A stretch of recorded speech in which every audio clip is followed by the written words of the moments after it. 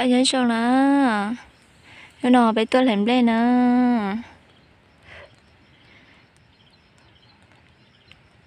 Nó bé cầu tờ lăng tôi làm đây nè rồi. Làm đây nhỏ trâu nó xìa nè. Lúc rồi nó xìa ấy bố thần ta tơi nè rồi là lột mỗi chú phá là tuổi tơi nè. Thì tôi chỉ biết khía bài chê tôi đã có tôi nhỏ tao ở sông nó. Sông này tôi nhỏ chừng cầu liền á.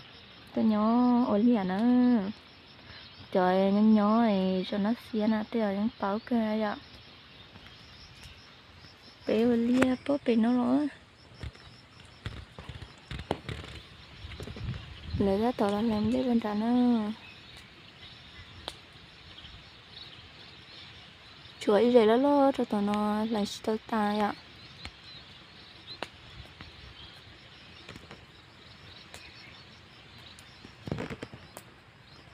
Chị bé lại ta nó chị chua lú tí này ạ. Bé hòa bé lú lia nè. Chị lại ta nó chua lú tí nè.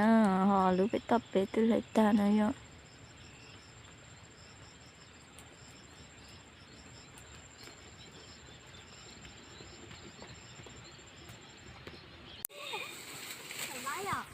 Okay.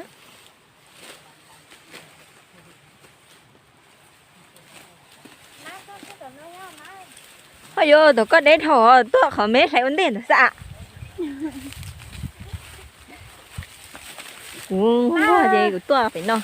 Dù trời lùa như tôi đã có. Chị nào có tôi có. Đã có hay. Có chế lè của nó cũng lúc chạy. Chúa nào hà, đặt lên play à. Chúa có xé gì đâu. Đã play cứ mà cho một bè mà. Lên đầu tiên. Chị à, dù lúc trả này để chơi, dù muốn lay à, cho trái, cho nhớ khó nè. Trên đó chỉ có chúa chị, hả chị đúng không vậy? Bị trống chưa?